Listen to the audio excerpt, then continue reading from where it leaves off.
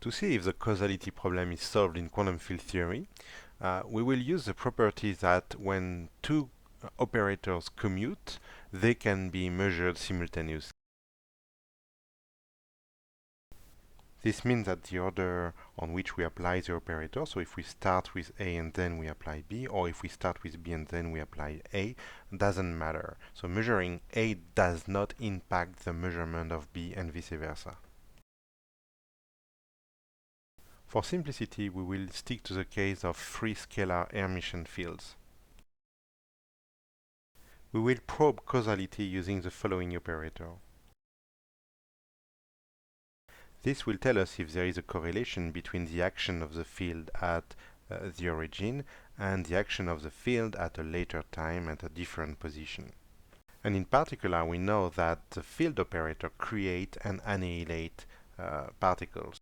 So this commutator will tell us, for instance, if a disturbance of the field created at the origin can propagate and be later annihilated by another action of the field.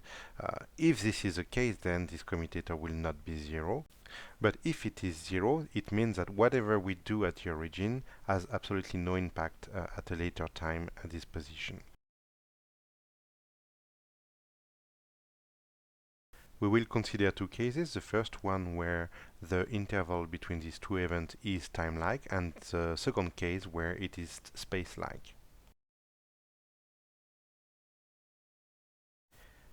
In this case of a time-like interval, we can expect that the disturbance of the field created at the origin can propagate and be annihilated later in X. This means that if we act the field operator first in X, we should not expect to have an impact at the origin because the disturbance of the field should not be able to propagate backward in time. So there is an asymmetry. If I apply the field first in the origin and then in X, I don't get the same thing as if I apply it first in X and then in 0. Therefore, I expect this commutator to be non-zero for a time-like interval. If we now consider a space-like event, however,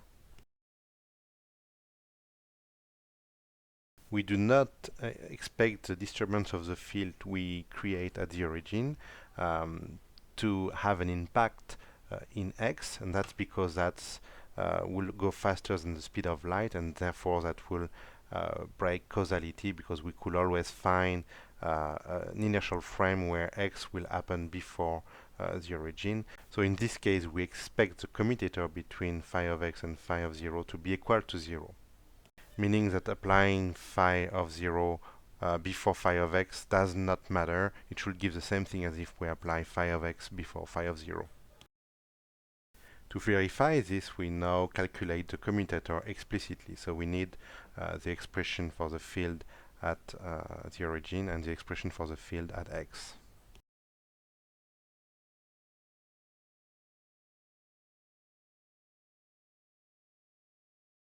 For phi of 0, the exponentials are just 1 because t and x are equal to 0.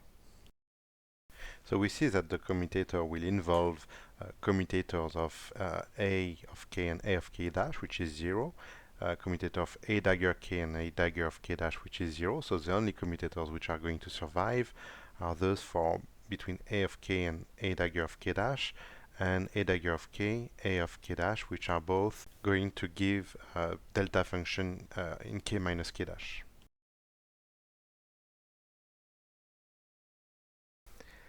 One of the integral is going to be killed by the delta function. The commutator between a and a dagger is just the delta function. Therefore, this term gives us plus times the exponential minus I omega kt minus kx. While the commutator between a dagger and a is minus the commutator between a and a dagger, therefore we have a minus sign, and we will have the exponential plus I omega kt minus kx.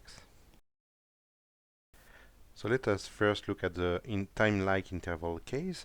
We can always find an inertial frame where we boost x and put it to the along the time axis, and if we do that, that gives us a simple expression for the commutator. We don't need to solve this integral explicitly, we only need to show that it is not a zero in the general case. The dependence on k only appears through omega k, which is even in k. We recognize a sine function in the numerator. In general, this integral is going to oscillate. And again, we don't need to solve it exactly, but if you want to see its solution, you can look at Peskin and Schroeder. So in general, this commutator is not zero, as we expected, and for the time-like interval. Now, let's look at the case of a space-like interval. And again, for simplicity, we will boost the event in x to put it along the space axis. Now the denominator is even in k, but the numerator is a sine function in k, which is odd in k. And therefore, the integral going from minus infinity to plus infinity, we see that it has to give us a commutator which is 0. This is what we expected, and that tells us that whatever we do somewhere to the field will have only an impact inside the light cone, not outside. So we showed that in the case of a free scalar field, non-emission, obeying the Klein-Gordon equation, causality is preserved. In the case of a non-emission field, the situation is a bit more complicated because we cannot take A dagger as a Hermitian conjugate of A anymore. In that case, we will find that a disturbance of the field corresponding to a particle can actually go faster than the speed of light and leak out of the light cone.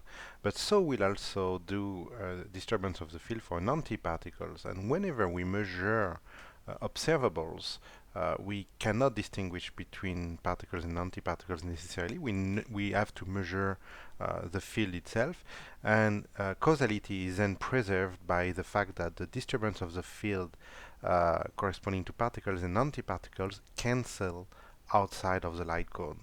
So it's an interesting consequence that we need to have antiparticles for causality to be preserved in quantum field theory, at least for non-Hermitian fields.